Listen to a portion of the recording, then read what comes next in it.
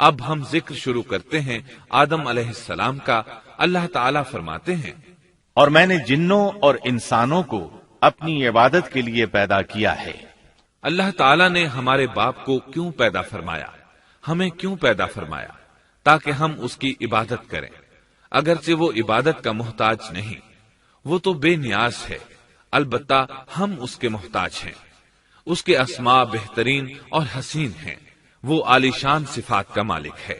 اس نے اپنے ناموں کے آثار ظاہر کرنے کے لیے مخلوق کو پیدا فرمایا، رحمت کے آثار، قدرت کے آثار، جبر اور طاقت کے آثار اور حکمت کے آثار ظاہر کرنے کے لیے مخلوقات کو پیدا فرمایا، ورنہ وہ کسی چیز کا محتاج نہیں۔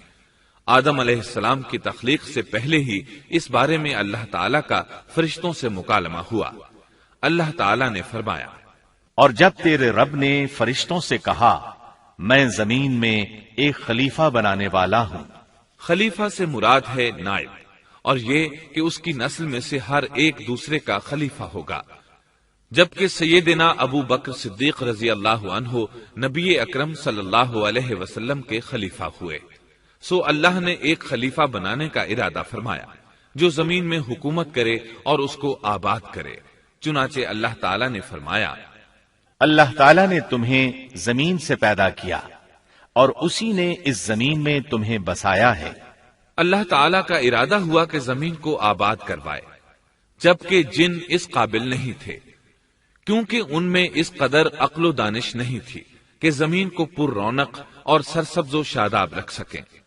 علماء جنات کے بارے میں کہتے ہیں ان کا سب سے بڑا عقل مند جن انسانوں کے 10 سالہ بچے کے برابر عقل رکھتا ہے، اس لیے زمین کو آباد کرنے کی صلاحیت اللہ تعالیٰ نے انسان کو بخشی۔ اللہ نے انسان کو بہترین ڈھانچے اور حسین ترین شکل و صورت سے نوازا، پھر اپنی روح اس میں پھونکی۔ فرشتوں نے اس سے سوال کیا، ایسی مخلوق کو کیوں پیدا کرتا ہے جو زمین میں فساد کرے اور خون بہائے؟ اور ہم تیری تسبیح، حمد اور پاکیزگی بیان کرتے ہیں۔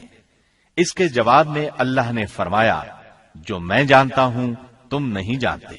دراصل فرشتوں نے کسی طرح معلوم کر لیا تھا کہ آدم کی اولاد زمین میں فساد کرے گی، خون ریزی کرے گی، لیکن انہوں نے یہ بات اعتراض کے طور پر نہیں کہی تھی، کیونکہ ایسا اعتراض تو گناہ ہے، اور فرشتے پلک جھپکنے کے برابر اللہ کی معصیت اور نافرمانی نہیں کرتے، بلکہ وہ تو نہایت معزز عبادت گزار ہیں، کسی بات میں اللہ پر پیش دستی اور سبقت نہیں کرتے اور اس کے حکم پر عمل کرتے ہیں۔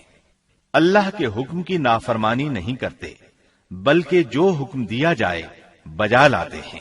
اس لیے فرشتوں کا یہ پوچھنا وضاحت طلبی کے لیے تھا، وہ تو انسان کے پیدا کرنے کی وجہ پوچھ رہے تھے۔ وہ زمین میں جنات کے اعمال اور کرتوت کا مشاہدہ کر چکے تھے، یعنی اللہ تعالیٰ نے انہیں پیدا کر کے اختیار دیا تو وہ فتنہ و فساد اور فسق و فجور میں مبتلا ہو گئے، اور اب ایک اور مخلوق زمین میں بسائی جا رہی تھی، تو اس بات کا امکان تھا کہ یہ مخلوق بھی ان کے نقش قدم پر چلے۔ اس لیے فرشتوں نے تعجب اور حیرت کی بنا پر یہ سوال کیا تھا، اور پوچھنے کا مقصد یہ تھا کہ کیا یہ بھی جنوں کی طرح ہوں گے؟ اس طرح انہیں یہ خدشہ لاحق ہوا کہ شاید ان سے اللہ کی عبادت میں کوتاہی یا کمی واقع ہوئی ہے، جس کی وجہ سے اللہ کو نئی مخلوق پیدا کرنا پڑی۔ اس لیے ان کی بات میں یہ بھی تھا کہ ہم تیری حمد اور ثنا بیان کرتے ہیں۔ بہرحال ان کے سوال کے 2 مقصد تھے، کیا یہ جنوں کی طرح فساد کرنے والی قوم ہے؟ کیا ہم سے تیری عبادت میں کوتاہی ہوئی ہے؟ اس پر اللہ تعالیٰ نے فرمایا، جو میں جانتا ہوں وہ تم نہیں جانتے۔ اس موقع پر فرشتوں کے ذہنوں میں ایک اور بات بھی آئی، وہ آپس میں کہنے لگے کہ اللہ تعالیٰ جو بھی مخلوق پیدا کرے گا وہ ہم سے زیادہ معزز اور عالم نہیں ہو سکتی۔ یعنی جب فرشتوں نے باقی مخلوقات کا جائزہ لیا، مثلا آسمان، زمین، پہاڑ، جن، چوپایوں وغیرہ کا، تو انہوں نے سوچا یہ ہم سے زیادہ مرتبے والی نہیں ہے، لہذا یہ مخلوق بھی پیدا ہو رہی ہے تو یہ ہم سے زیادہ مرتبہ نہیں رکھتی۔ یہ ہمارا خاص مقام ہے کہ اللہ کی تسبیح میں مصروف ہیں، کفر سے محفوظ ہیں، ہر حکم بجا لاتے ہیں، اللہ کے تمام احکامات پورے کرتے ہیں، آسمان اور زمین میں اس کا حکم نافذ کرتے ہیں، اور اللہ کے نزدیک ہم سب سے زیادہ شرف والے ہیں۔ لہذا اگر یہ نئی مخلوق انسان بھی پیدا ہو جائے تو کیا ہوا، ہم سے زیادہ معزز اور علم والی تو نہیں ہوگی۔ بہرحال جب اللہ تعالیٰ نے آدم کو پیدا کیا تو زمین کی مٹی لانے کا حکم فرمایا، چنانچہ اللہ تعالیٰ کے پاس مٹی لائی گئی۔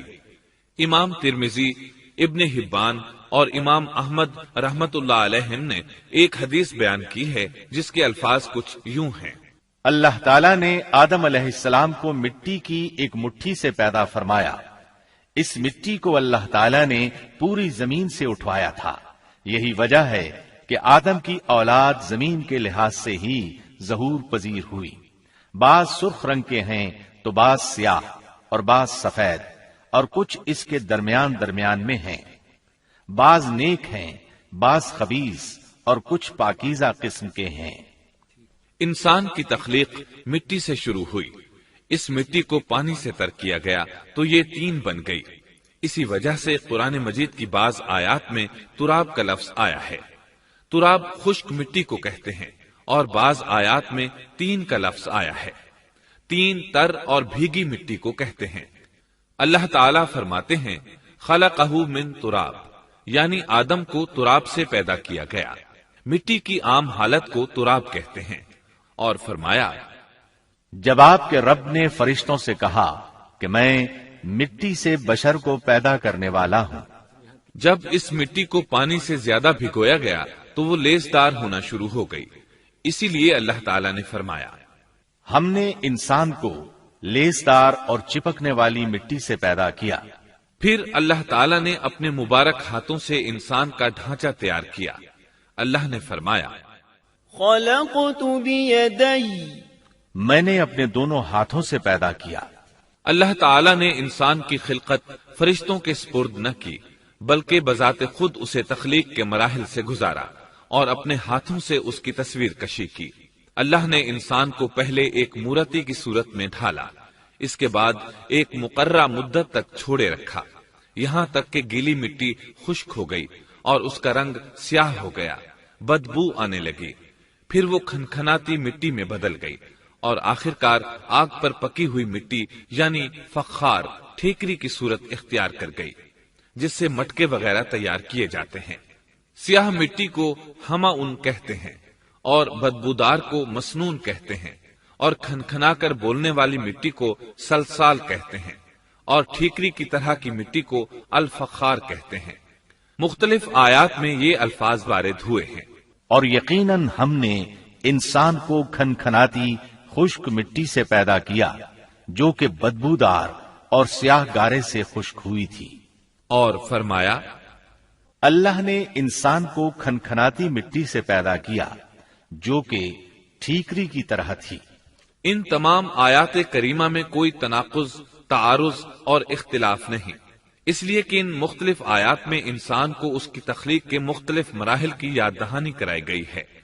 خلاصہ کلام یہ ہوا کہ تخلیق کے عمل کا پہلا مرحلہ تراب تھا، یعنی عام حالت والی خشک مٹی، پھر تین یعنی بھگوئی ہوئی مٹی، پھر لیسدار مٹی یعنی سلسال، پھر ٹھیکری کی طرح کی مٹی یعنی فخار، اور یہ کام جمعے کی آخری گھڑی میں کیا گیا۔ اور یہ دن اللہ کے لحاظ سے شمار ہونے والے دنوں میں سے ہمارے دنوں کی طرح نہ تھا، ہمارے اور اللہ کے دن مختلف ہیں۔ تخلیق آدم دراصل اللہ کا کرشمہ ہے، انسانوں کو ایک صورت عطا کی گئی۔ اس مرحلے کا تذکرہ بخاری اور مسند احمد کی ایک روایت میں ہے۔ اللہ نے آدم کو پیدا کیا اور ان کا قد 60 ہاتھ یا 60 میٹر لمبا تھا۔ تمام جنتی لوگ اس قد آدم کے ساتھ جنت میں داخل ہوں گے، اور اس وقت سے لے کر آج تک مخلوق کا قد کم ہوتا چلا آ رہا ہے۔ بعد والے لوگ گزشتہ زمانے کے لوگوں سے ہمیشہ چھوٹے قد کے ہوتے چلے آ رہے ہیں۔ بہرحال سب سے پہلے اور سب سے لمبے انسان آدم علیہ السلام تھے۔ امام احمد نے منفرد طور پر ایک روایت بیان کی ہے، اس میں رسول اکرم صلی اللہ علیہ وسلم نے آدم علیہ السلام کی لمبائی 60 ہاتھ یعنی 60 میٹر اور چوڑائی 7 ہاتھ بیان فرمائی ہے۔ سبحان اللہ، سیدنا آدم کس قدر ضخیم اور عظیم مخلوق تھے، صحیح مسلم اور مسند احمد کی روایت میں ہے۔ اللہ نے آدم کو پیدا کیا تو اسے اپنی منشا کے مطابق کچھ عرصہ ڈھانچے کی صورت میں چھوڑے رکھا۔ ابلیس اس کے ارد گرد چکر لگانے لگا۔ اس نے دیکھا کہ وہ پیٹ والا ہے۔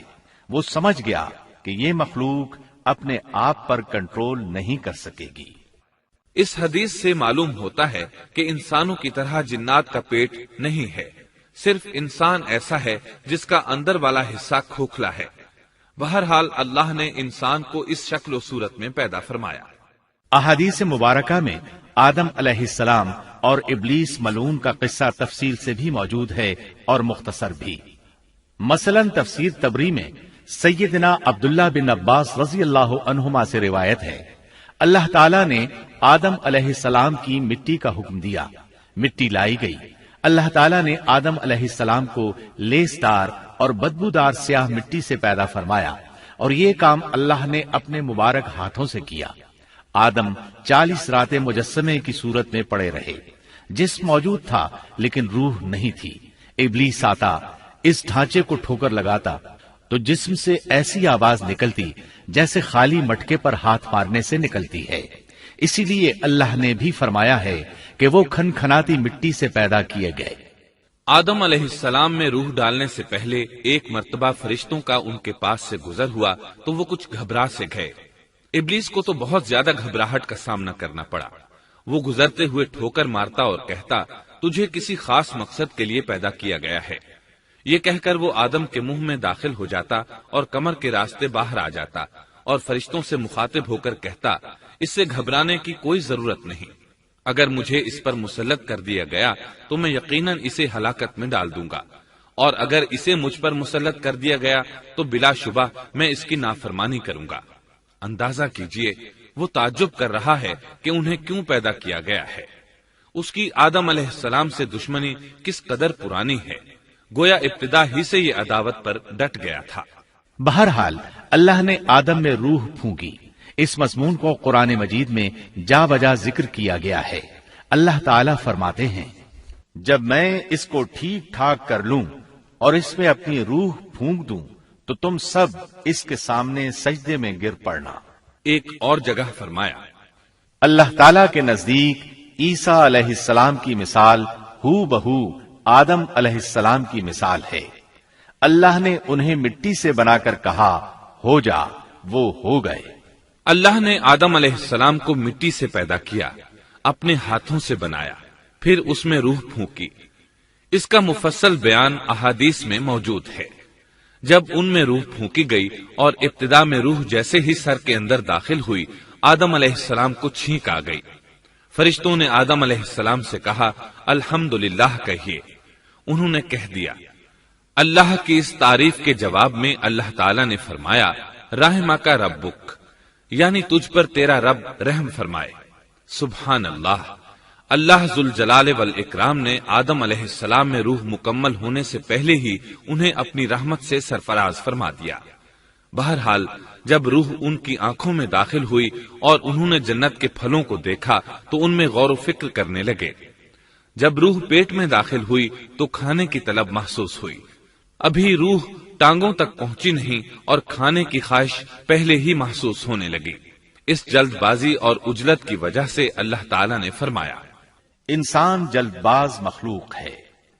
جب آدم علیہ السلام کو پیدا کر دیا گیا تو اللہ تعالیٰ نے ان کی پشت پر ہاتھ پھیرا۔ ہاتھ پھیرتے ہی ان کی پشت سے قیامت تک پیدا ہونے والے انسان باہر نکل آئے۔ آدم کی تمام اولاد ان کے سامنے ظاہر ہو گئی، اور یہ بات نہایت وضاحت اور صراحت کے ساتھ قرآن مجید اور احادیث مبارکہ میں موجود ہے۔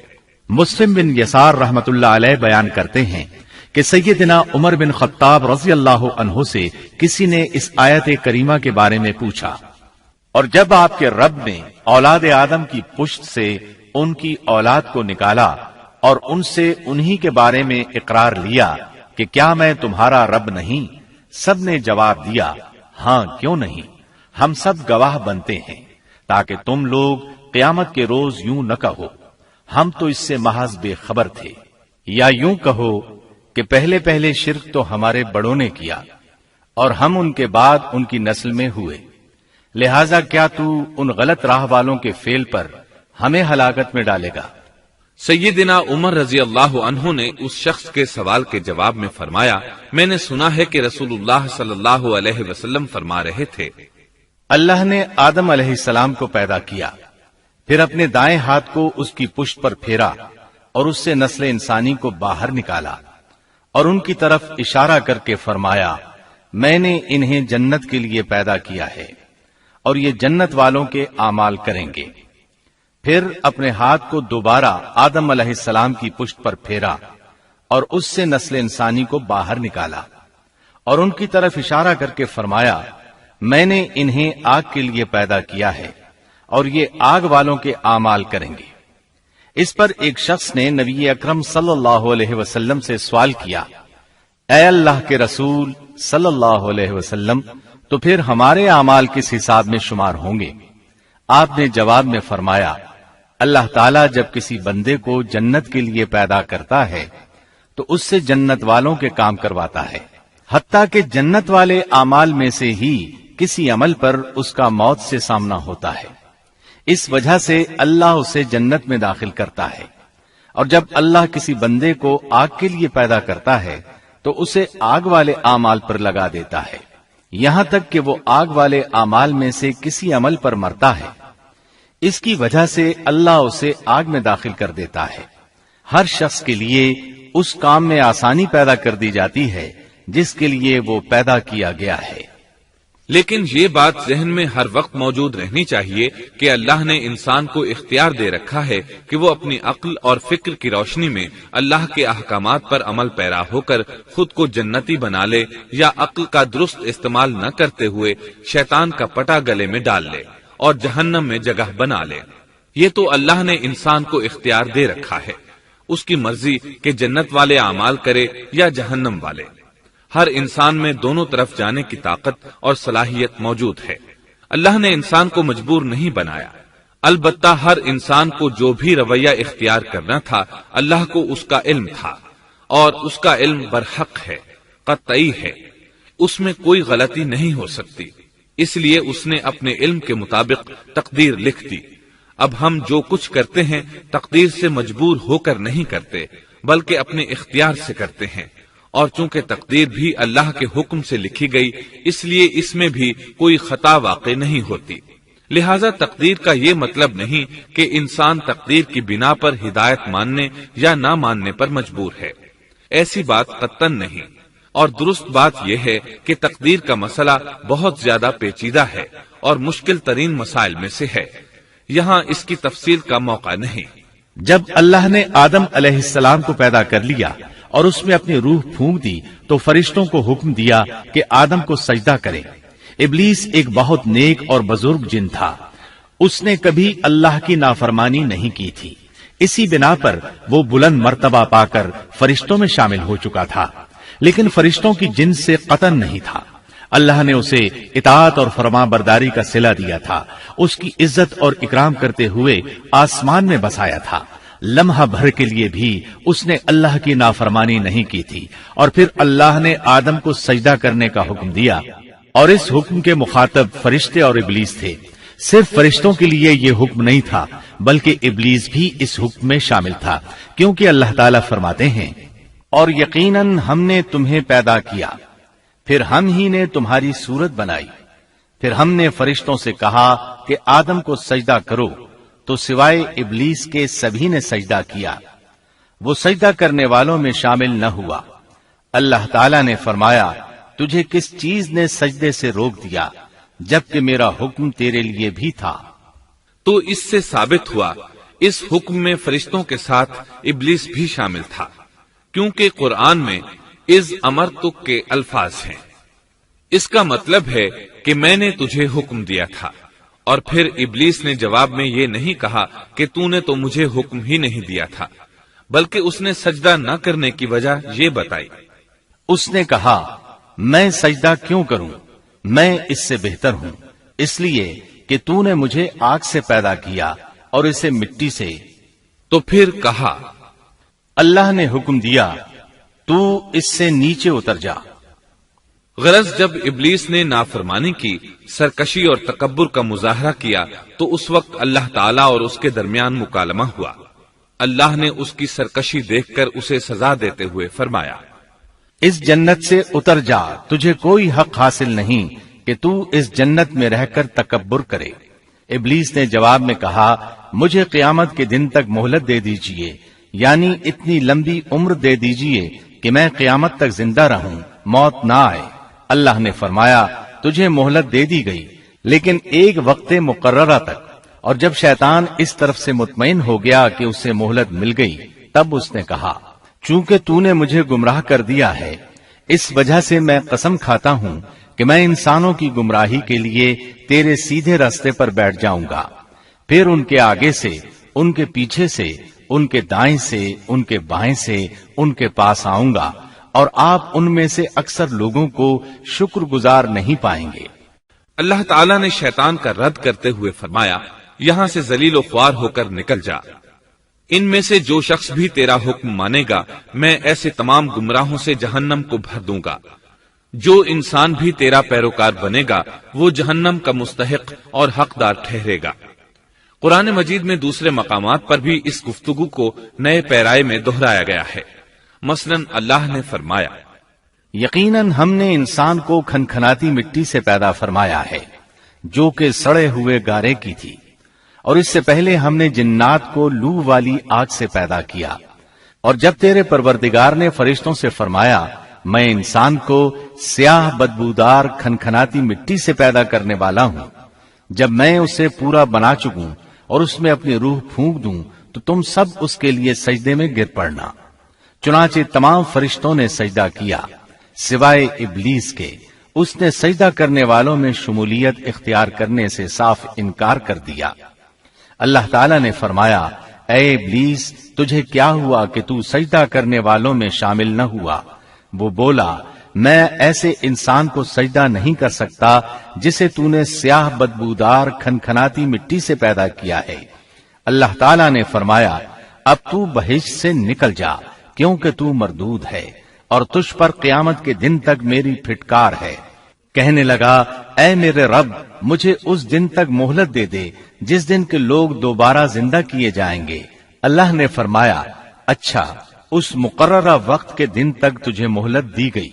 کہنے لگا، اے میرے رب، چونکہ تو نے مجھے گمراہ کیا ہے، مجھے بھی قسم ہے کہ میں انسانوں کے لیے زمین میں گناہوں کو خوشنما بناؤں گا اور ان سب کو بہکا دوں گا، سوائے ان کے جو تیرے منتخب اور مخلص بندے ہوں گے، وہ میرے بہکاوے میں نہیں آئیں گے۔ اللہ نے فرمایا، ہاں، یہی مجھ تک پہنچنے کی سیدھی راہ ہے کہ مخلص بن جاؤ، میرے بندوں پر تجھے کوئی غلبہ نہیں ہوگا۔ البتہ جو گمراہ لوگ تیری پیروی کریں گے، یقیناً ان کے وعدے کی جگہ جہنم ہے۔ ایک اور مقام پر اللہ تعالیٰ فرماتے ہیں، جب ہم نے فرشتوں کو حکم دیا کہ آدم کو سجدہ کرو تو ابلیس کے سوا سب نے سجدہ کیا۔ اس نے کہا، کیا میں اسے سجدہ کروں جسے تو نے مٹی سے پیدا کیا ہے؟ اچھا دیکھ لے، اسے تو نے مجھ پر فضیلت دی ہے، اگر مجھے بھی تو نے قیامت تک ڈھیل دی تو میں سوائے چند لوگوں کے اس کی اولاد کو گمراہ کروں گا۔ اس پر اللہ نے فرمایا، جا، ان میں سے جو بھی تیرا فرمانبردار ہو جائے گا تو تم سب کی سزا جہنم ہے، جو پورا پورا بدلہ ہے۔ ان میں سے تو جسے بھی اپنی آواز کے ساتھ بہکا سکتا ہے بہکا لے، اور ان پر اپنے سوار اور پیادے چڑھا لا، یعنی اپنے گھڑ سوار لشکر اور پیدل لشکر کو چڑھا کر لے آ، اور اپنا ہر داؤ، ہر ترکیب اور ہر اسلحہ استعمال کر لے، اور ان کے مالوں اور اولاد میں بھی شرکت کر لے، اور تو انہیں دل بہلانے والے وعدے دے لے، یعنی ان کے برے اعمال بنا سنوار کر انہیں دکھا اور غلط خواہشات دلا، جنت، دوزخ اور دوبارہ زندہ نہ ہونے کے وعدے دے، اور ان سے شیطان کے جتنے بھی وعدے ہوتے ہیں سب کے سب سراسر فریب ہیں۔ یقیناً میرے سچے بندوں پر تیرا کوئی قابو اور غلبہ نہیں ہوگا، تیرا رب کارسازی کرنے والا کافی ہے۔ اسی طرح بہت سی آیات میں پہلی معصیت الہی کا ذکر کیا گیا ہے۔ سب سے پہلا نافرمان ابلیس ملعون تھا، وہ خبیث اللہ کے سامنے تکبر اور انات سے بھرپور جواب دیتا رہا۔ اسی وجہ سے اللہ نے اسے کافر کا لقب دیا۔ کافر اسے کہتے ہیں جو نعمت کا انکار کرے۔ اللہ نے اس پر اتنا فضل و کرم اور انعام و احسان کیا کہ بلند ترین مرتبے تک پہنچا دیا، لیکن اس نے اللہ کی اس نعمت کی قدر نہ کی، پرواہ نہ کی اور کفر کا راستہ اختیار کیا۔ اللہ تعالیٰ فرماتے ہیں، جبکہ آپ کے رب نے فرشتوں سے فرمایا کہ میں مٹی سے ایک انسان کو پیدا کرنے والا ہوں، سو جب میں اسے ٹھیک ٹھاک کر لوں اور اس میں اپنی روح پھونک دوں تو تم سب اس کے سامنے سجدے میں گر پڑنا۔ چنانچہ تمام فرشتوں نے سجدہ کیا مگر ابلیس نے نہ کیا اور اس نے تکبر کیا، وہ کافروں میں سے تھا۔ سب سے پہلا گناہ تکبر تھا، اسی لیے علماء کرام فرماتے ہیں تمام گناہوں کی جڑ تکبر اور غرور ہے۔ نبی اکرم صلی اللہ علیہ وسلم نے اپنی امت کو تکبر نہ کرنے کا سختی سے حکم فرمایا، اس کی برائی، وبال اور ہلاکت سے آگاہ فرمایا۔ آپ نے فرمایا، اللہ اس شخص کی طرف رحمت سے دیکھے گا بھی نہیں جس نے تکبر کی بنا پر کپڑا ٹخنوں سے نیچے لٹکایا۔ اس کے علاوہ نبی صلی اللہ علیہ وسلم نے تو مطلقاً فرما دیا، وہ شخص جنت میں داخل ہونے کے قابل نہیں جس کے دل میں ذرہ برابر بھی تکبر ہے۔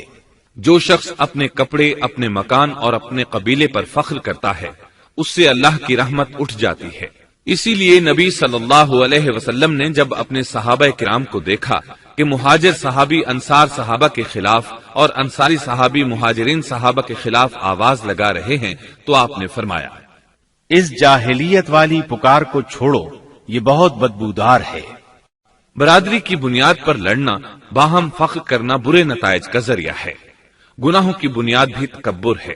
اس لیے ہر مومن کو چاہیے کہ اپنے نوکر، خادم، ملازم یا کسی بھی مسکین پر کبھی بھی فخر و غرور کا اظہار نہ کرے، کیونکہ یہی اللہ کی سب سے پہلی نافرمانی وجود میں آئی تھی۔ تکبر کا یہ ذکر ضمناً آ گیا۔ ہم پھر اپنے موضوع کی طرف لوٹتے ہیں۔ اللہ نے آدم علیہ السلام کو پیدا کیا اور انہیں عالم بنا کر ہی تخلیق کیا، یعنی جب وہ پیدا ہوئے تو جاہل نہیں تھے۔ اللہ نے آدم علیہ السلام کو فرشتوں سے بھی بڑا عالم بنا کر پیدا فرمایا۔ بے شمار احادیث میں آدم علیہ السلام کی ابتدا اور ان کے علم کا ذکر موجود ہے۔ جب اللہ نے آدم میں مکمل روح ڈال دی اور وہ اپنے پاؤں پر کھڑے ہو گئے تو اللہ نے انہیں حکم دیا، جاؤ فرشتوں کی جماعت کو السلام علیکم کہو۔ آدم اور فرشتوں کی زبان عربی تھی، یہی زبان اہل جنت کی ہے۔ آدم گئے، جا کر سلام کہا، انہوں نے جواب میں کہا وعلیکم السلام ورحمت اللہ، یعنی تجھ پر اللہ کی سلامتی اور رحمت ہو۔ اللہ نے فرمایا، یہ تیرا اور تیری اولاد کا آپس میں ایک دوسرے کو تحفہ اور ہدیہ ہے۔ اللہ نے آدم علیہ السلام کو ابتدا ہی میں تمام نام سکھا دیے۔ مفسرین نے ان ناموں کے بارے میں بہت بحثیں ذکر کی ہیں۔ مضبوط موقف سیدنا عبداللہ بن عباس رضی اللہ عنہما کا ہے کہ اللہ نے آدم علیہ السلام کو ہر چیز کا نام سکھا دیا تھا۔ مثلاً یہ پہاڑ ہے، یہ سمندر ہے، یہ پرندہ ہے، یہ درخت ہے وغیرہ۔ وہ آسمان اور زمین کی ہر چیز کا نام جانتے تھے۔ یہ علم کیسا تھا، انسان نے کس طرح ہر چیز کا نام پہچان لیا۔ یقیناً اللہ انسان میں یہ طاقت پیدا کر سکتا ہے کہ وہ ہر علم کا احاطہ کر سکے۔ اللہ نے آدم علیہ السلام کو ہر چیز کا نام اور اس کی صنعت اور کام بھی معلوم کرا دیا۔ آگ، لوہے، لکڑی، غرض ہر چیز کا نام اور استعمال ذہن میں ڈال دیا۔ وہ کس قدر عظیم علم سے بہرور ہوئے، سبحان اللہ۔ بہرحال اللہ نے آدم علیہ السلام کو صرف شکل و صورت اور تخلیق ہی میں بلند مرتبہ عطا نہیں کیا تھا، بلکہ عقل و علم کے لحاظ سے بھی بلند درجے اور مقام پر فائز کیا تھا، جیسا کہ اللہ تعالیٰ فرماتے ہیں، اللہ نے آدم علیہ السلام کو ہر چیز کا نام سکھا دیا، پھر ان چیزوں کو فرشتوں پر پیش کیا اور فرمایا، مجھے ان چیزوں کے نام بتاؤ اگر تم سچے ہو۔ مطلب یہ کہ تم اپنے دعوے میں کہاں تک سچے ہو؟ جب آدم کی تخلیق ہوئی تو تم نے کہا تھا اللہ جو چاہے پیدا کر لے، قسم ہے وہ ہم سے زیادہ معزز اور عالم نہیں ہوگا۔ اس دعوے میں اگر تم سچے ہو تو ذرا ان اشیاء کے نام تو بتاؤ۔ اللہ تعالیٰ نے آدم علیہ السلام کا زیادہ معزز ہونا، مکرم ہونا اور علم و معرفت والا ہونا واضح کرنے کے لیے فرشتوں کو حکم دیا کہ آدم علیہ السلام کو سجدہ کریں۔ یہ سجدہ تعظیمی تھا، عبادت والا سجدہ نہیں تھا۔ سجدہ تعظیمی پہلے وقتوں میں جائز تھا، لیکن اب حرام ہے۔ اسی لیے تو یعقوب علیہ السلام، ان کی بیوی اور 11 بیٹوں نے یوسف علیہ السلام کو سجدہ کیا تھا۔ بہرحال فرشتوں نے آدم علیہ السلام کو سجدہ کیا۔ اس سے معلوم ہو جاتا ہے کہ کون زیادہ عزت اور عظمت والا ہے۔ یقیناً آدم علیہ السلام زیادہ شرف اور منزلت کے حقدار ٹھہرے۔ جب اللہ تعالیٰ نے ان کی عزت، تکریم اور تعظیم ثابت فرما دی، تب علم و معرفت میں ان کی برتری ثابت کرنے کے لیے فرمایا، اگر تم اپنے قول میں سچے ہو تو ان چیزوں کے نام بتاؤ۔ تب فرشتوں نے کہا، فرشتے کہنے لگے، اے اللہ تو پاک ہے، ہمیں تو صرف اتنا ہی علم ہے جتنا تو نے ہمیں سکھا رکھا ہے، مکمل حکمت و علم والا تو ہی ہے۔ اللہ تعالیٰ نے آدم علیہ السلام سے فرمایا، اے آدم تم ان فرشتوں کو ان چیزوں کے نام بتاؤ۔ آدم ہر چیز کا نام بتانے لگے، کسی جگہ بھی انہوں نے غلطی نہیں کی۔ جب انہوں نے فرشتوں کو تمام چیزوں کے نام بتا دیے تو اللہ تعالیٰ نے فرشتوں کو مخاطب کر کے کہا، کیا میں نے تمہیں پہلے ہی نہیں کہہ دیا تھا کہ زمین اور آسمان کا غیب میں ہی جانتا ہوں، اور میرے علم میں ہے جو تم ظاہر کر رہے ہو اور جو چھپا رہے ہو۔ یہاں ذہن میں سوال ابھرتا ہے کہ فرشتے کیا چھپا رہے تھے؟ وہ راز والی بات یہی تھی کہ اللہ ہم سے زیادہ معزز اور عالم مخلوق پیدا نہیں کرے گا۔ واضح رہے، ہم آپ کو صرف واقعات ہی نہیں سنا رہے، صرف سیرت اور تاریخ ہی بیان نہیں کر رہے، بلکہ قرآن بھی پڑھ پڑھ کر سنا رہے ہیں۔ اور قرآن کو اس وقت تک سمجھنا محال ہے جب تک کہ ان واقعات کی تفصیل موجود نہ ہو۔ خیر، اس کے بعد اللہ تعالیٰ نے اماں حوا کو پیدا فرمایا۔ انہیں آدم علیہ السلام کے فوراً بعد پیدا نہیں فرمایا، بلکہ آدم علیہ السلام نے کافی عرصہ جنت میں تنہا بسر کیا، اور حدیث میں ہے کہ وہ وحشت محسوس کرتے تھے، تنہائی کو شدت سے محسوس کرنے لگے تھے۔ آخرکار ایک روز جب وہ سو رہے تھے تو اللہ تعالیٰ نے ان کی بائیں پسلی سے اماں حوا علیہ السلام کو پیدا فرمایا اور آدم علیہ السلام کا ہم سفر بنا دیا۔ اللہ فرماتے ہیں، اے لوگو اپنے اس پروردگار سے ڈر جاؤ جس نے تم سب کو ایک ہی جان سے پیدا کر ڈالا، اور اس جان یعنی آدم علیہ السلام سے ان کی بیوی کو پیدا کیا۔ آدم علیہ السلام کے وجود ہی سے حوا کا وجود بنایا گیا، وہ کوئی الگ مخلوق نہیں تھی۔ جب آدم علیہ السلام بیدار ہوئے تو انہوں نے اپنے قریب ایک عورت کو بیٹھے دیکھا۔ پوچھنے لگے، تم کون ہو؟ حوا علیہ السلام نے کہا، عورت۔ آدم علیہ السلام نے پھر پوچھا، تجھے کس لیے پیدا کیا گیا ہے؟ وہ بولی، آپ کے لیے، تاکہ آپ مجھ سے سکون اور انس حاصل کریں۔ جب فرشتوں نے آدم علیہ السلام کو ایک عورت سے باتیں کرتے دیکھا تو کہنے لگے، اب ایک اور نئی مخلوق پیدا کی گئی ہے۔ آدم علیہ السلام نے ان مخلوقات کا نام تو بتا دیا تھا جو مشہور و معروف تھیں، ان کا نام پوچھنا چاہیے۔ انہوں نے آدم علیہ السلام سے سوال کیا، انہوں نے فوراً جواب دیا، حوا، اس لیے کہ اللہ نے تو آپ کو ہر چیز کا نام سکھا دیا تھا۔ فرشتوں نے کہا، ان کا نام حوا کیوں رکھا گیا ہے؟ آدم علیہ السلام نے جواب دیا، اس لیے کہ اسے ایک زندہ چیز سے پیدا کیا گیا ہے، حیات کی نسبت سے حوا نام رکھا گیا۔ مسلم شریف میں ہے، سیدنا ابو ہریرہ رضی اللہ عنہ روایت کرتے ہیں کہ رسول اللہ صلی اللہ علیہ وسلم نے فرمایا، جو شخص اللہ اور آخرت کے دن پر ایمان رکھتا ہے، جب وہ کسی معاملے کے لیے حاضر ہو تو بھلائی والی بات کرے یا خاموش رہے، اور عورتوں کے بارے میں بھلائی کی وصیت حاصل کر لو، یعنی ان کے ساتھ اچھا سلوک کرو، کیونکہ عورت پسلی سے پیدا کی گئی ہے، اور پسلی میں زیادہ ٹیڑھا حصہ اوپر والا حصہ ہوتا ہے۔ اگر تم اس کو سیدھا کرنا چاہو گے تو توڑ ڈالو گے، اور اگر اس کو چھوڑ دو گے تو وہ اسی طرح ہمیشہ ٹیڑھی رہے گی۔ عورتوں کے بارے میں بھلائی کی وصیت حاصل کر لو۔ مطلب یہ کہ اسی حالت میں گزر بسر کرو، عورتوں کے بارے میں بھلائی کی وصیت حاصل کر لو۔ اس حدیث کا مطلب یہ ہے کہ عورتوں پر جبر کر کے زبردستی ان کی طبیعت کو بدلا نہیں جا سکتا، اور عورت ذات کو نہایت نرمی اور پیار سے رکھو۔ ان کی طبیعتوں میں ٹیڑھا پن ہے، وہ کبھی جذبات سے مغلوب ہو جاتی ہے اور عقل کھو بیٹھتی ہے۔ اگر کوئی اسے سیدھا کرنا چاہے تو اس سے لا تعلقی، دوری اور طلاق کی نوبت آ جائے گی۔ اگر اسے چھوڑ دو گے تو ٹیڑھا پن برقرار رہے گا۔ مرد کو بہت حوصلے سے اس صورتحال کو سنبھالنا چاہیے۔ احادیث میں سیدنا ابراہیم علیہ السلام کی زوجہ سیدہ سارہ علیہ السلام کا قصہ موجود ہے۔ وہ حوا علیہ السلام کے بعد کائنات کی سب سے زیادہ خوبصورت عورت تھی۔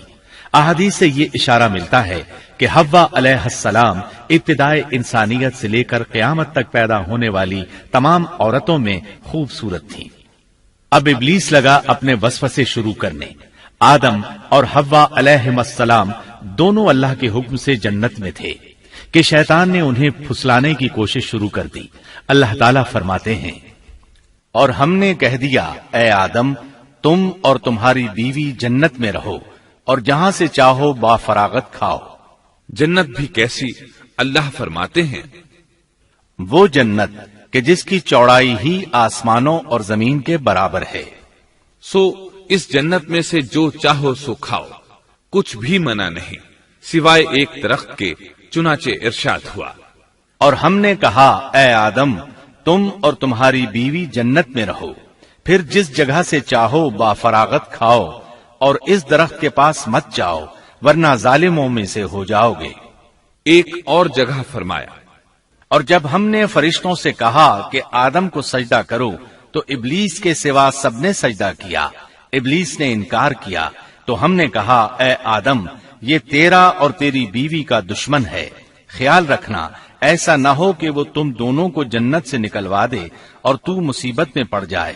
یہاں تو تجھے آرام ہے، نہ تو بھوکا ہے اور نہ ننگا، اور نہ تو یہاں پیاسا ہوتا ہے، نہ دھوپ سے تکلیف اٹھاتا ہے۔ گویا اللہ نے سیدنا آدم علیہ السلام کو وسوسے سے پہلے ہی خبردار کر دیا تھا۔ ان آیات سے یہ بھی پتا چلا کہ انسان سے ابلیس کی عداوت اور دشمنی ابتدا ہی سے چلی آ رہی ہے، اور یہ بھی ثابت ہوا کہ جو لوگ کہتے ہیں کہ انسان ابتدا میں ننگا تھا ان کا قول صحیح نہیں، اس لیے کہ اللہ تعالیٰ نے جنت میں بھی آدم علیہ السلام پر لباس رکھا اور زمین میں بھی لباس نازل کر دیا، جیسا کہ اللہ تعالیٰ فرماتے ہیں، اے آدم کی اولاد ہم نے تم پر لباس کو نازل کیا جو تمہاری شرمگاہوں کو چھپاتا ہے اور زینت کا سبب بھی ہے، اور تقوی کا لباس اس سے بھی بہتر ہے۔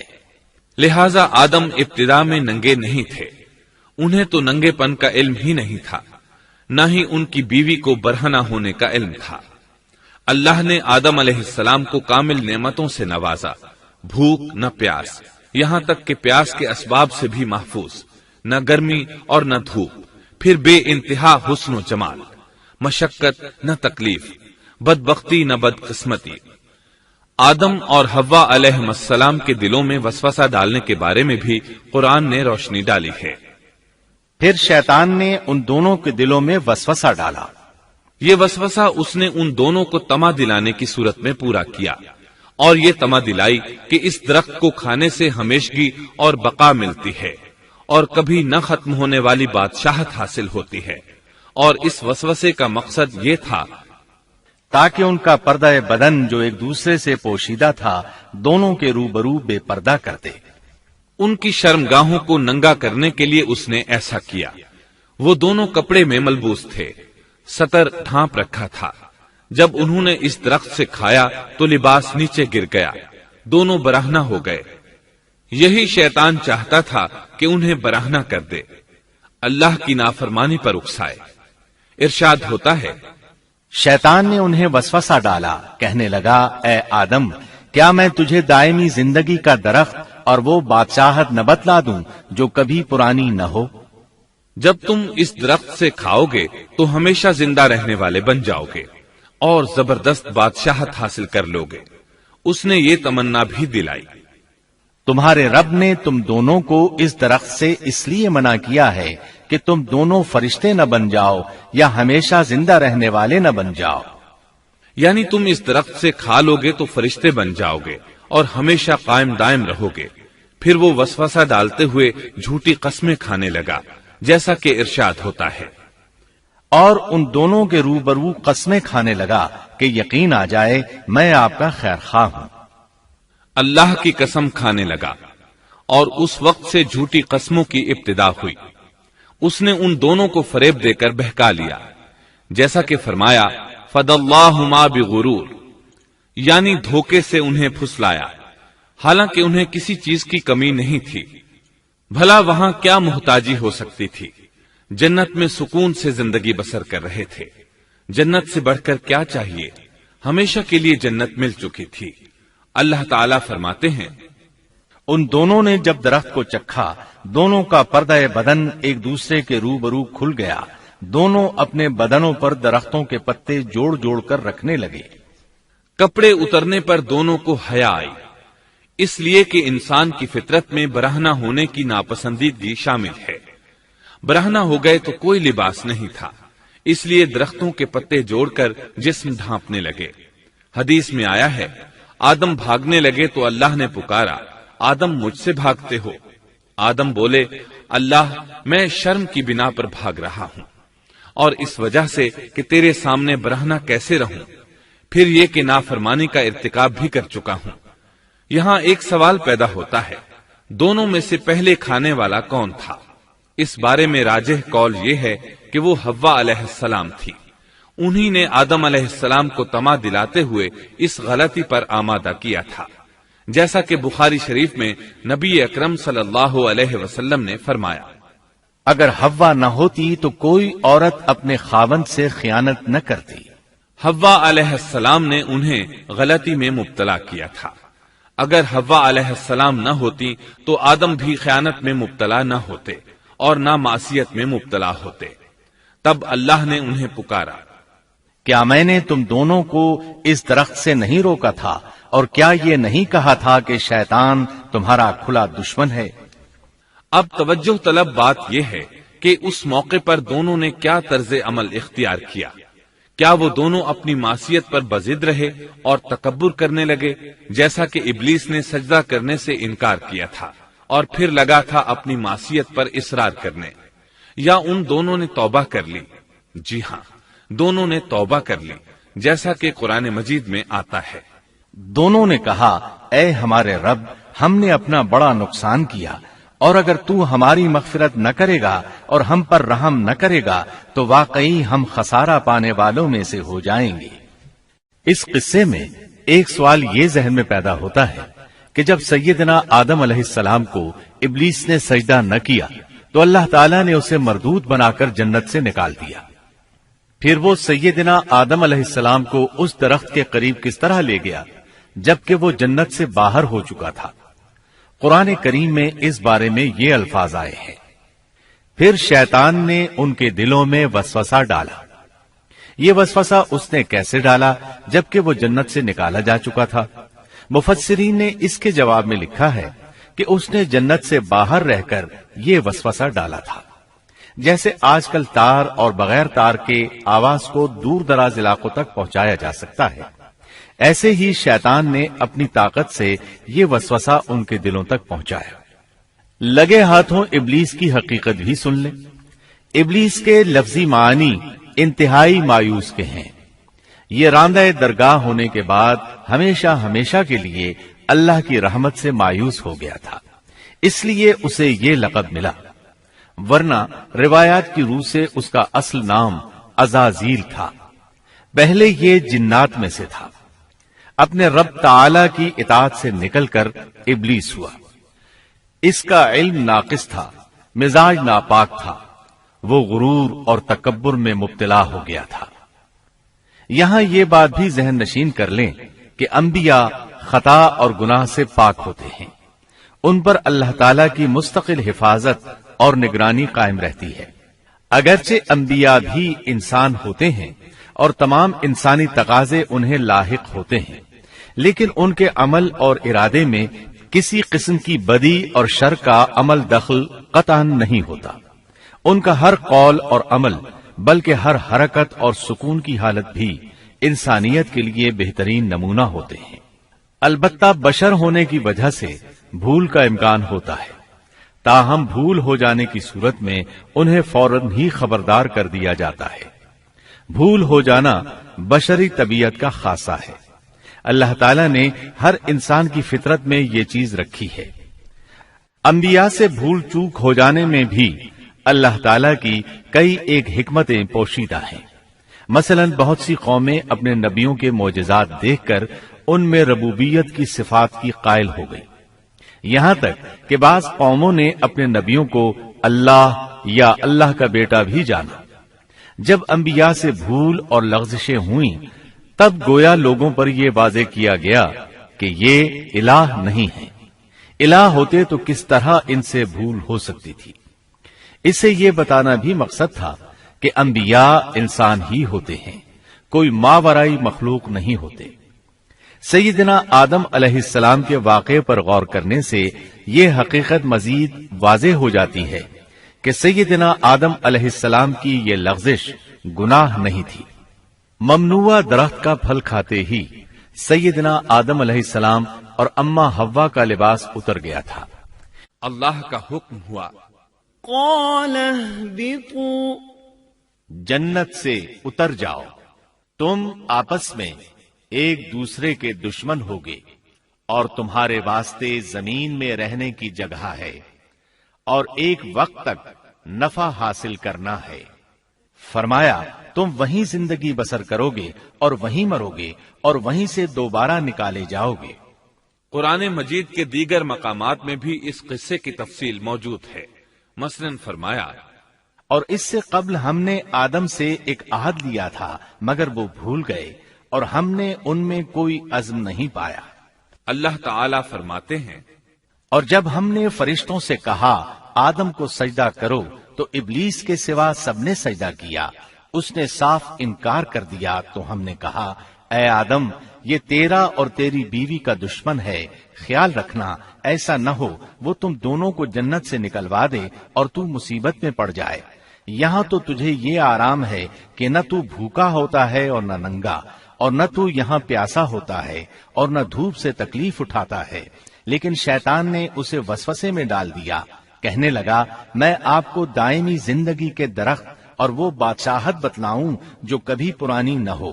چنانچہ ان دونوں نے اس درخت سے کھایا، پس ان کے ستر کھل گئے اور وہ بہشت کے پتے اپنے اوپر چپکانے لگے۔ آدم نے اپنے رب کی نافرمانی کی، پس بہک گیا۔ پھر اس کے رب نے نوازا، اس کی طرف توجہ فرمائی اور اس کی رہنمائی کی۔ حکم ہوا تم دونوں یہاں سے اتر جاؤ، تم آپس میں ایک دوسرے کے دشمن ہو۔ اب تمہارے پاس جب کبھی میری طرف سے ہدایت پہنچے تو جو میری ہدایت کی پیروی کرے نہ تو وہ بہکے گا نہ تکلیف میں پڑے گا، ہاں جو میری یاد سے روگردانی کرے گا اس کی زندگی تنگی میں رہے گی اور بروز قیامت ہم اسے اندھا کر کے اٹھائیں گے۔ آدم علیہ السلام زمین پر اترے اور اپنے رب سے توبہ کے کلمات سیکھ لیے۔ وہ کلمات یہ ہیں، ربنا ظلمنا أنفسنا وإن لم تغفر لنا وترحمنا لنكونن من الخاسرين۔ اے ہمارے رب، ہم نے اپنا نقصان کیا اور اگر تو نے ہم پر مغفرت و رحمت نہ فرمائی تو ہم خسارہ اٹھانے والوں میں سے ہو جائیں گے۔ آدم علیہ السلام زمین پر اترے اور ان کے ساتھ حوا علیہ السلام بھی اتری اور ان کے ساتھ ہی ابلیس کو بھی اتارا گیا۔ یہ کس جگہ پر اترے اس بارے میں اختلاف پایا جاتا ہے، لیکن ابن عباس رضی اللہ عنہ کی بات راجح محسوس ہوتی ہے کہ آدم علیہ السلام کو ہند میں اور حوا علیہ السلام کو جدے میں اتارا گیا۔ جب آدم علیہ السلام اتر آئے تو حوا علیہ السلام کی تلاش شروع کر دی، زمین میں ان کی تلاش میں سرگرداں ہوئے۔ آخر کار میدان عرفات میں دونوں کی ملاقات ہو گئی۔ چونکہ میدان عرفات میں دونوں نے ایک دوسرے کی معرفت حاصل کی تھی اور ان کا آپس میں تعارف ہوا تھا، لہٰذا اسی مناسبت سے اس میدان کا نام عرفات مشہور ہو گیا۔ اللہ تعالیٰ نے زمین کے اندر انسانوں کو پھیلانا شروع کیا اور زمین کو مردوں اور عورتوں سے آباد کر دیا۔ امام طبری رحمت اللہ علیہ بیان کرتے ہیں کہ حوا علیہ السلام نے آدم علیہ السلام کے لیے 20 ولادتوں میں 40 بچوں کو جنم دیا۔ ہر بار 2 بچوں کو جنم دیتی تھی، ایک لڑکا ہوتا ایک لڑکی۔ سب سے پہلا جوڑا قابیل اور اس کی بہن قمیم کا تھا۔ پھر انسانوں کی افزائش شروع ہوئی، آبادی میں اضافہ ہونے لگا۔ اللہ نے آدم علیہ السلام ہی کو ان کا نبی متعین کر دیا، وہ انہیں دین سکھاتے رہے۔ اس وقت تمام لوگ موحد تھے، خالص توحید کو اپنانے والے تھے، یعنی کان الناس امۃ واحدہ، تمام لوگ ایک ہی امت کے تھے، ان میں شرک کا شائبہ بھی نہ تھا۔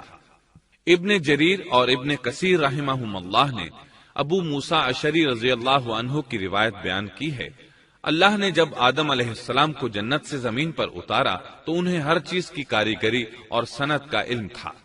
جب وہ اترے تو عالم بھی تھے، لباس میں ملبوس بھی تھے، کام کاج کے تمام طریقوں سے باخبر بھی تھے، لوہے، آگ، لکڑی اور کپڑے کے استعمال سے بھی بخوبی واقف تھے۔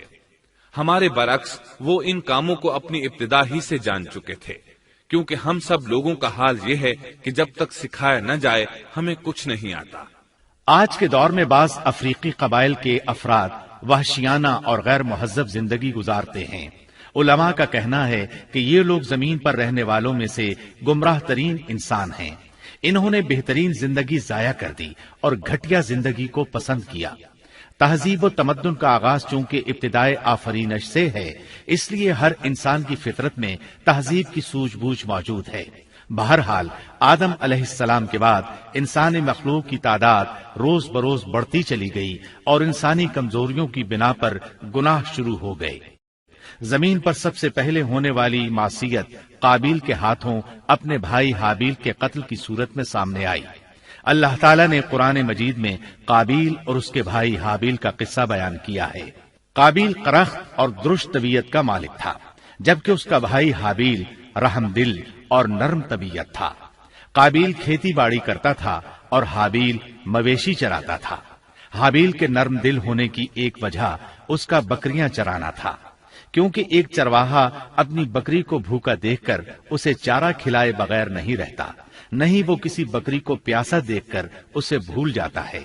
اپنے جانور پر اس کی طاقت سے زیادہ بوجھ بھی نہیں لادتا۔ بنی نو انسان کی تعداد میں اضافے کے لیے اس وقت ایسا قانون تھا جو اب حرام ہے، اور وہ ہے بہن کے ساتھ نکاح۔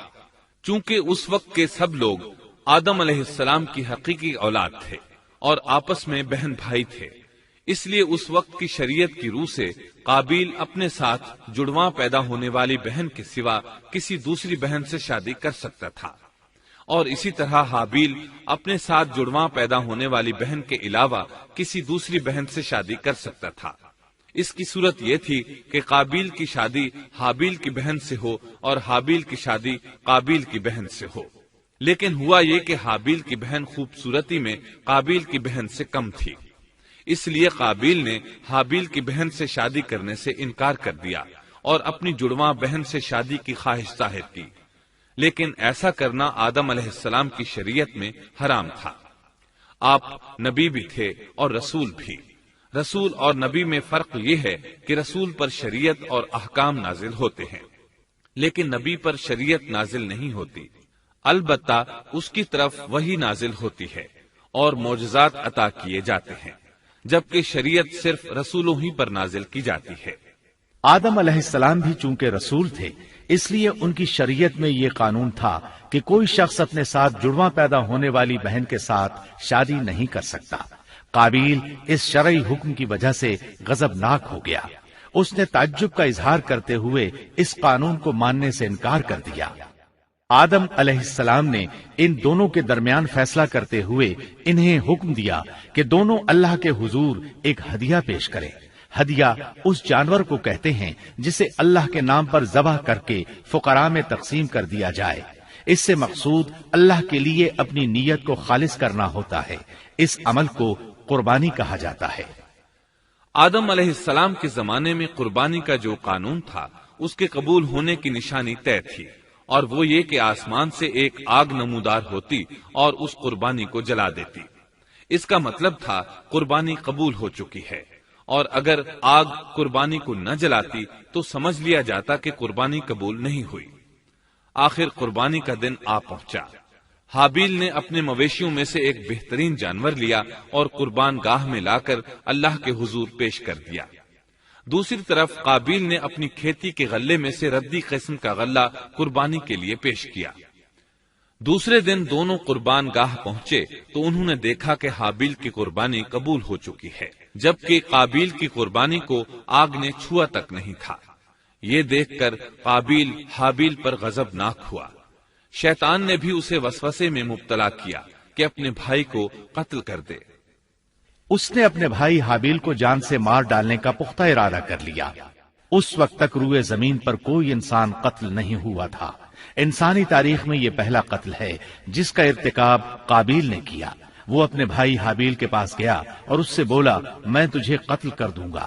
جواب میں حابیل نے کہا، اگر تو مجھے قتل کرنے کی کوشش کرے گا تو میں اپنے دفاع میں ہاتھ نہیں اٹھاؤں گا، اس لیے کہ میں چاہتا ہوں تو اپنے دیگر گناہوں کے ساتھ میرے قتل کا گناہ بھی اٹھا لے، تیرے گناہ زیادہ ہو جائیں۔ چنانچہ ایک تاریک رات میں حابیل سویا ہوا تھا کہ قابیل ایک بڑا سا پتھر اٹھا کر اس کے پاس آیا۔ اس نے وہ پتھر اپنے بھائی کے سر پر دے مارا۔ اس طرح اس نے حابیل کو قتل کر دیا، روئے زمین پر قتل کی ابتدا کر دی، زمین کو پہلے خون سے رنگ دیا۔ تاریخ انسانی میں یہ سب سے پہلا جرم تھا جو قابیل کے ہاتھوں ہوا۔ قتل تو وہ کر بیٹھا، اب حیران اور پریشان ہوا کہ اس کی لاش کا کیا کرے۔ اس وقت تک نسل انسانی موت سے بھی دوچار نہیں ہوئی تھی۔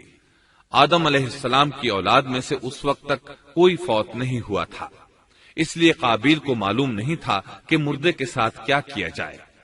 اسی کشمکش کے عالم میں اس نے بھائی کی لاش کو کمر پر اٹھا لیا اور چل پڑا۔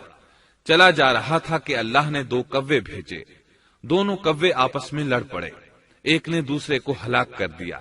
اب زندہ کوا مٹی کھودنے لگا، اس طرح اس نے ایک گڑھا تیار کر لیا، مردہ کوے کو اس میں رکھا اور اوپر مٹی ڈال دی۔ اس طرح قابیل کو دفن کا طریقہ معلوم ہوا۔ اس نے بھی گڑھا کھودا اور حابیل کی لاش کو اس میں دبا دیا۔ وہ اپنے کیے پر نادم ضرور تھا، لیکن اس نے اللہ سے معافی نہ مانگی، جبکہ انسان کے لیے ضروری ہے کہ اس سے کوئی گناہ ہو جائے تو اللہ سے معافی مانگے۔ قابیل اور حابیل کے درمیان جو مکالمہ ہوا، اللہ تعالیٰ نے اس کا ذکر سورہ مائدہ آیت 27 تا 29 میں کیا ہے۔ اللہ فرماتے ہیں، آدم علیہ السلام کے دونوں بیٹوں کا کھرا کھرا حال بھی انہیں سنا دو۔ ان دونوں نے ایک نذرانہ پیش کیا، ان میں سے ایک کی نذر تو قبول ہو گئی اور دوسرے کی قبول نہ ہوئی تو وہ کہنے لگا، میں تجھے مار ہی ڈالوں گا۔ اس نے کہا، اللہ تقوی والوں ہی کا عمل قبول کرتا ہے، گو تو میرے قتل کے لیے دسترازی کرے، لیکن میں تیرے قتل کے لیے ہرگز اپنا ہاتھ نہیں بڑھاؤں گا۔ میں تو اللہ تعالی پروردگار عالم سے خوف کھاتا ہوں، میں تو چاہتا ہوں کہ تو میرا گناہ اور اپنا گناہ اپنے سر پر رکھ لے اور دوزخیوں میں شامل ہو جائے، ظالموں کا یہی بدلہ ہے۔ اس کا مطلب یہ تھا کہ تیرے اور گناہوں کے ساتھ میرے قتل کا گناہ بھی تیرے ذمہ لگے اور تو ظالموں میں سے ہو جائے۔ حابیل کے قتل کے بعد قابیل پر جو گزری اس کا ذکر اللہ نے سورہ مائدہ آیت 30 اور 31 میں کیا ہے۔ پس اسے اس کے نفس نے اپنے بھائی کے قتل پر آمادہ کر دیا اور اس نے اسے قتل کر ڈالا، اس سے وہ نقصان والوں میں سے ہو گیا۔ پھر اللہ تعالیٰ نے ایک کوے کو بھیجا جو زمین کھود رہا تھا تاکہ اسے دکھائے کہ وہ کس طرح اپنے بھائی کی ناش کو چھپا سکتا ہے۔ وہ کہنے لگا، ہائے افسوس، کیا میں ایسا کرنے سے بھی گیا گزرا ہو گیا کہ اس کوے کی طرح اپنے بھائی کی لاش کو دفنا دیتا۔ پھر تو بڑا ہی پشیمان اور شرمندہ ہوا۔ امام احمد، ترمذی اور ابو داود نے سیدنا سعد بن ابی وقاص رضی اللہ عنہ سے روایت کی ہے کہ انہوں نے سیدنا عثمان رضی اللہ عنہ کی شہادت کے فتنے کے وقت فرمایا، میں گواہی دیتا ہوں کہ رسول اکرم صلی اللہ علیہ وسلم نے فرمایا تھا، ایک بہت بڑا فتنہ رونما ہوگا، اس میں بیٹھنے والا کھڑے ہونے والے سے بہتر ہوگا اور کھڑا ہونے والا چلنے والے سے بہتر ہوگا اور چلنے والا دوڑنے والے سے بہتر ہوگا۔ کسی نے کہا، اگر کوئی میرے گھر میں داخل ہو کر میری طرف ہاتھ بڑھائے تاکہ وہ مجھے قتل کر دے تو آپ صلی اللہ علیہ وسلم نے فرمایا، تو آدم علیہ السلام کے بیٹے کی طرح قتل ہو جا۔ یعنی اس فتنے میں قتل ہو جانا حابیل کی سنت پر عمل کرتے ہوئے خود ہاتھ نہ اٹھانا، قاتل کہلانے کی بجائے مقتول ہونے کو پسند کرنا۔ اسی طرح مسند احمد کی ایک روایت میں ہے، رسول اللہ صلی اللہ علیہ وسلم نے فرمایا، دنیا میں جب بھی کوئی ظلم سے قتل ہوتا ہے تو اس کا گناہ آدم علیہ السلام کے پہلے بیٹے قابیل کی گردن پر ضرور ہوتا ہے، اس لیے کہ وہ پہلا شخص ہے جس نے ظالمانہ قتل کی ابتدا کی اور یہ ناپاک طریقہ جاری کیا۔ اس حدیث سے اس جرم کی نوعیت کا بخوبی اندازہ ہوتا ہے کہ اللہ تعالیٰ نے اس کو صرف ایک قتل قرار نہیں دیا بلکہ اس کو ایک گھناؤنی حرکت قرار دیا۔ قیامت تک آنے والے لوگ جو اس گناہ کے مرتکب ہوں گے ان کا کچھ گناہ قابیل کے حساب میں ڈالا جائے گا۔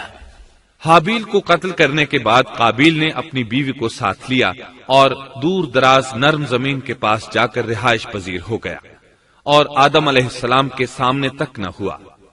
آدم علیہ السلام پہاڑوں کے قریب ایک بستی میں رہ رہے تھے، یہ ان سے بہت دور جا بسا تھا۔ اس طرح قابیل کا آدم علیہ السلام سے رابطہ بالکل ختم ہو گیا اور اس سے ایک نئی نسل کی ابتدا ہوئی۔ فحاشی اور اریانی کو ان کے ہاں عروج حاصل تھا۔ عبادت یہ لوگ اگرچہ اللہ ہی کی کرتے تھے لیکن آدم علیہ السلام کی شریعت کے خلاف بے حیائی کے دل دادا تھے۔ تقوی کی قلت، احکام الہی کی نافرمانی اور فحاشی کا فروغ ان کے شب و روز کا معمول تھا۔ اس کے بعد لوگ دو گروہوں میں تقسیم ہو گئے، شریر اور برے لوگ قابیل کے ساتھ مل گئے اور آدم علیہ السلام کے دیگر بیٹے اور نیک لوگ آدم علیہ السلام کے ساتھ مل گئے۔ آدم علیہ السلام 960 سال زندہ رہے۔ ان کی کل عمر تو 1000 سال تھی لیکن 40 سال کم کر دی گئی۔ سیدنا ابو ہریرہ رضی اللہ عنہ بیان کرتے ہیں کہ رسول اللہ صلی اللہ علیہ وسلم نے فرمایا، جب اللہ نے آدم علیہ السلام کو پیدا فرمایا تو ان کی پیٹھ پر ہاتھ پھیرا، اس طرح قیامت تک جتنے انسان پیدا ہونے والے تھے ان کی روحیں وجود میں آ گئیں۔ پھر ہر انسان کی آنکھوں کے درمیان ایک نور رکھ کر آدم علیہ السلام کے سامنے پیش کیا۔ انہوں نے پوچھا، یا اللہ یہ کون ہے؟ اللہ نے فرمایا، یہ تیری اولاد ہے۔ ان میں سے ایک کی پیشانی کی چمک آدم علیہ السلام کو بہت اچھی لگی۔ انہوں نے پوچھا، یا اللہ یہ کون ہے؟ جواب ملا، یہ تیری اولاد میں سے بہت دور جا کر ہیں، ان کا نام داؤد ہے۔ پوچھا، ان کی عمر کتنی ہے؟ فرمایا 60 سال۔ آدم علیہ السلام کہنے لگے، یا اللہ 40 سال میری عمر میں سے ان کی عمر میں شامل کر دے۔ اس سلسلے میں دوسری روایت یوں آئی ہے، جب آدم علیہ السلام کی روح قبض کرنے کے لیے فرشتہ آیا تو وہ کہنے لگے، میری عمر میں تو ابھی 40 سال باقی ہیں۔ اس وقت ان کی عمر 960 سال تھی۔ انبیاء اپنی عمر سے واقف ہوتے ہیں۔ فرشتے نے کہا، کیا آپ کو یاد نہیں آپ نے اپنی عمر کے 40 سال اپنی اولاد داؤد کو ہبہ کر دیے تھے؟ رسول اللہ صلی اللہ علیہ وسلم نے فرمایا، چونکہ آدم علیہ السلام نے انکار کیا تو ان کی اولاد بھی انکار کی عادی ہے۔ آدم علیہ السلام خود بھول گئے، ان کی اولاد بھی بھولتی ہے۔ آدم علیہ السلام نے خطا کی، ان کی اولاد بھی خطا کرتی ہے۔ حابیل کے قتل کے بعد اللہ تعالیٰ نے آدم اور حوا علیہم السلام کو اس کا نعم البدل عطا کیا۔ اس کا نام انہوں نے شیس رکھا۔ شیس کا مطلب ہے اللہ کا دیا ہوا تحفہ۔ حابیل کے قتل پر آدم اور حوا علیہم السلام دونوں بہت غمگین ہوئے، اس لیے اللہ نے بدلے میں انہیں شیس علیہ السلام عطا فرمائے۔ سیدنا ابو ذر غفاری رضی اللہ عنہ سے مروی ایک صحیح حدیث میں ہے کہ رسول اللہ صلی اللہ علیہ وسلم نے فرمایا، اللہ تعالیٰ نے 104 صحیفے نازل فرمائے، ان میں سے 50 صحیفے شیس علیہ السلام پر نازل ہوئے۔ ان صحیفوں میں ایسے قوانین، اصول اور ضابطے تھے جن سے انسانیت کی زندگی منظم ہوتی ہے۔ شیس علیہ السلام نے آدم علیہ السلام سے علم حاصل کیا، لیکن آدم علیہ السلام کا تمام علم وہ حاصل نہ کر سکے، اس لیے کہ آدم علیہ السلام نے بالمشافہہ اللہ تعالی سے علم حاصل کیا تھا اور بہت سی اشیاء کا علم اللہ تعالی نے انہیں سکھا دیا تھا، اس لیے وہ تمام علماء سے بڑھ کر عالم تھے۔ شیس علیہ السلام نے آدم علیہ السلام سے علوم سیکھ کر لوگوں کو سکھائے۔ لوگوں نے ان سے مختلف علوم، فنون اور پیشے سیکھے۔ انہیں شہروں میں رہنے سہنے کے بارے میں تعلیم دی۔ दिन रात के हिसाबात से उन्हें आगाह किया और उन्हें बताया कि किन औकात में वो अल्लाह की इबादत करें और इबादत के तरीके उन्हें सिखाए। अहादीस में इसकी वजाहत मिलती है। इमाम अहमद रहमतुल्लाह अलैह बयान करते हैं कि अबू जमा सादी कहते हैं कि उन्होंने मदीने में एक शेख को लोगों से कलाम करते देखा तो उनके मुतालिक पूछा, ये कौन शख्स है? लोगों ने बताया कि ये उबई बिन काब रजी अल्लाह अन्हु हैं। बड़े सहाबा में उनका शुमार होता है। तमाम मुसलमानों से बढ़कर कुरान और उसकी तफसीर के आलिम हैं। अबू जमा फरमाते हैं कि उबई बिन काब रजी अल्लाह अन्हु उस वक्त ये वाकया बयान कर रहे थे कि जब आदम अलैहिस्सलाम की वफात का वक्त करीब आया तो उन्होंने अपने बेटों से फरमाया, मेरा जन्नत के फल खाने को जी चाहता है। जन्नत के फल दुनियावी फलों जैसे ही होते हैं। सेब, अनार, अंगूर ये सब जन्नत में मौजूद थे। जन्नत के और दुनिया के फलों में फर्क ये है कि दुनियावी फल बदबूदार हो जाते हैं, जबकि जन्नती फल कभी बदबूदार नहीं होते। इसी तरह दुनियावी फलों का जायका आर्जी होता है, जबकि जन्नती फलों का जायका हमेशा बरकरार रहता है। इसलिए आदम अलैहिस्सलाम ने चाहा कि वो जन्नत के फल खाएं। चुनाचे उनके बेटे तलाश में निकल गए। उन्होंने अपने साथ कुल्हाड़े, कुदालें और टोकरियां ले ली। रास्ते में उन्हें फरिश्ते मिले। उनके पास आदम अलैहिस्सलाम का कफन और खुशबू वगैरह थी। उन्होंने पूछा, आदम के बेटो, किस चीज की तलाश में हो? कहां जा रहे हो? उन्होंने जवाब में कहा, हमारे वालिद मरीज हैं, उन्हें जन्नत के फलों की ख्वाहिश है। फरिश्ते उनके सामने इंसानी शक्ल में आए थे। उनकी बात सुनकर बोले, वापस जाओ, तुम्हारे वालिद फौत होने के करीब हैं। अब उनमें इतनी ताकत नहीं रही कि फल खा सकें। जब फरिश्ते आदम अलैहिस्सलाम की रूह कब्ज करने के लिए आए तो हव्वा अलैहिस्सलाम ने उन्हें पहचान लिया। वो बुलंद आवाज से आदम अलैहिस्सलाम को पुकारने लगी। उनके साथ चिमड़ गईं। आदम अलैहिस्सलाम बोले, मुझसे अलग हो जाओ, पहले भी मुझे तुम्हारी वजह से मुसीबत पहुंची थी। मेरे और मेरे रब के फरिश्तों के दरमियान से हट जाओ। फिर फरिश्तों ने आदम अलैहिस्सलाम की रूह कब्ज की, उन्हें गुस्ल दिया, कफन पहनाया, खुशबू लगाई, आपकी कब्र खोदी। फिर उन्होंने आदम अलैहिस्सलाम की नमाज जनाजा अदा की। उसके बाद उन्हें कब्र में उतारा, फिर ऊपर मिट्टी डाल दी और बोले, आदम के बेटो, तुम्हारे लिए यही तरीका है। उस वक्त तक लोग कफन दफन के अहकामात से वाकिफ नहीं थे। उन्हें इल्म न था कि काबिल ने अपने भाई को कैसे दफन किया था। इसलिए फरिश्तों को भेजा गया ताकि तदफीन का तरीका बता दें। तो इस तरह इंसान को दफन करने का तरीका मालूम हुआ जो फरिश्ते लेकर आए थे। आदम अलैहिस्सलाम ने अपनी 960 साल की मुकम्मल जिंदगी में सिवाय उस दरख्त का फल खाने के और कोई खता नहीं की। आपकी वफात के 1 साल बाद हव्वा अलैहिस्सलाम भी वफात पा गईं। ये था हमारे बाप सैयदिना आदम अलैहिस्सलाम का उसवा और सीरत तैयबा का हाल।